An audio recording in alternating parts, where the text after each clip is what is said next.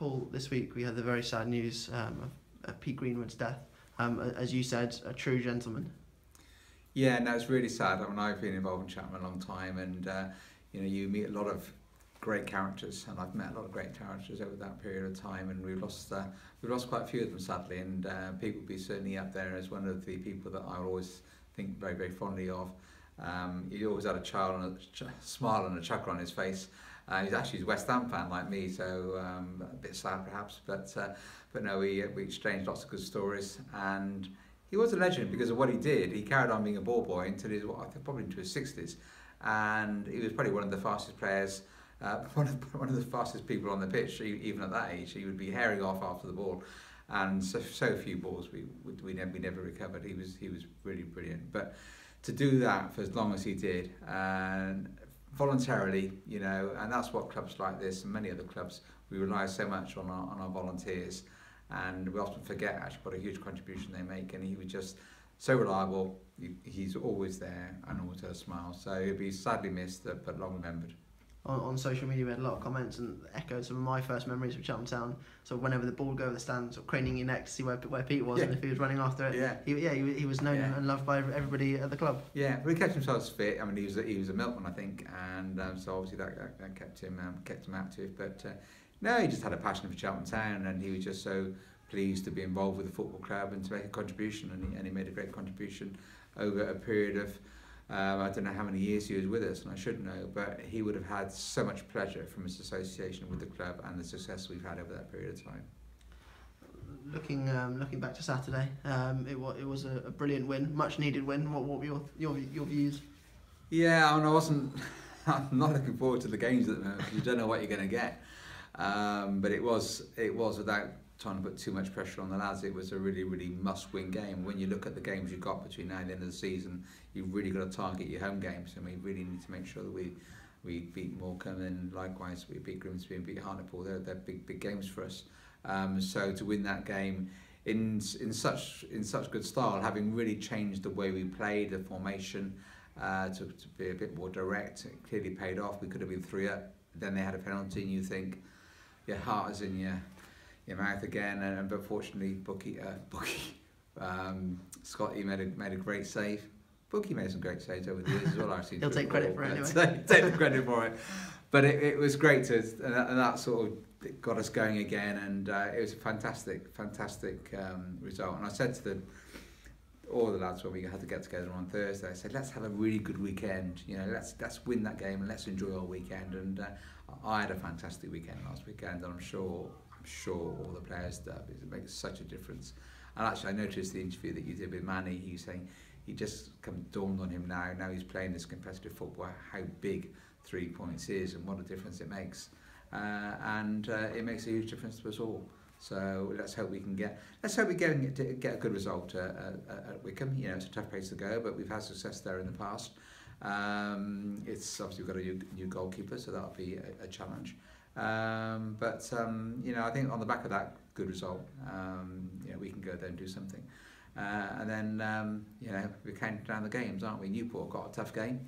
I think when we're away, when they're away, and home and so on. So it's just doing better than Hartlepool do, doing better than Orient do, doing better than Newport do. And actually, I think we can potentially catch Morecambe as well. So let's try and look up and see where we can finish up the table rather than backwards.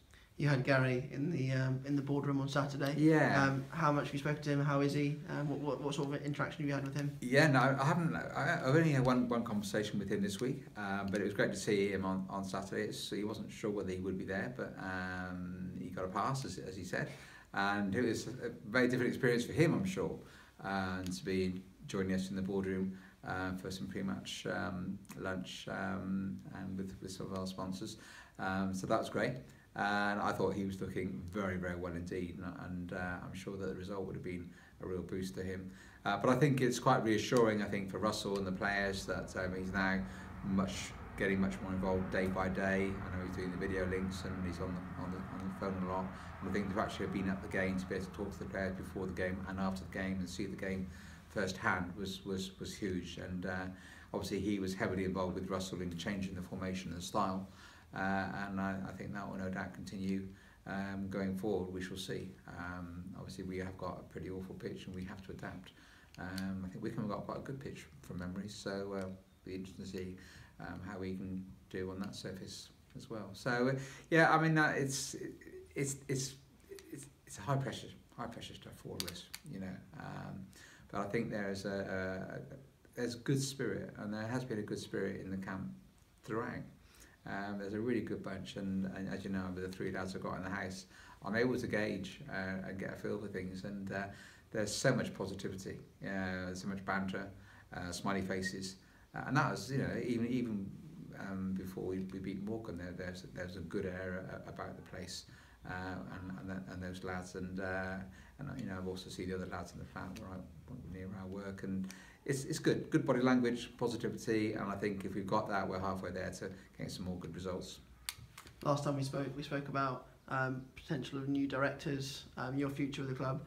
Can you give us an update on that, the directors, and also anything on the land swap deal? Yeah, the new directors thing, the board has approved the appointment of 2 new directors. We now have to get sign off from the Football League. There's a fit person test, quite rightly, that they have to go through. Seems to be taking rather longer than is necessary, but it's good in a way that they are taking their time to look at all new appointments.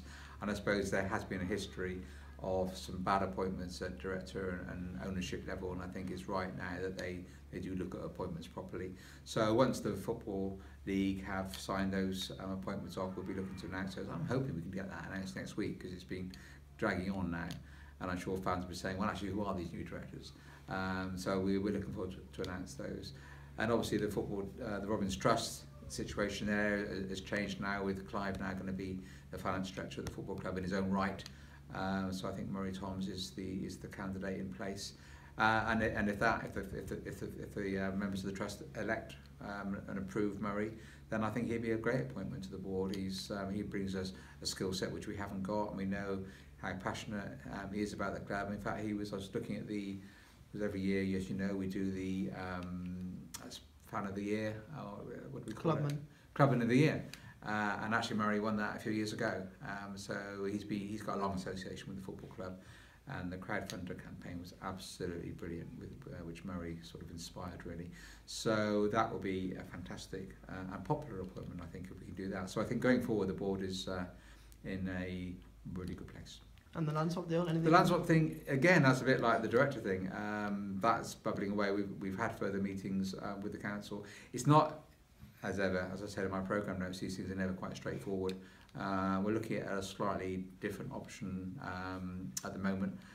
Ultimately, all we need to do as a football club is to try and make sure that we can protect our ability to redevelop that stand and that side of the ground in future years. It's not going to happen under my chairmanship, but I think if we don't protect it now, a board in 10 years' time will look back at us and say, why didn't they do that? So we just want to try and come up to a really suitable arrangement which works for the Borough Council, which works for the football club, and that's why it's important we get it right. And if it takes another week or another 2 weeks before we can announce something, then so be it. But talks are progressing in a positive way. Brilliant, thank you, Paul.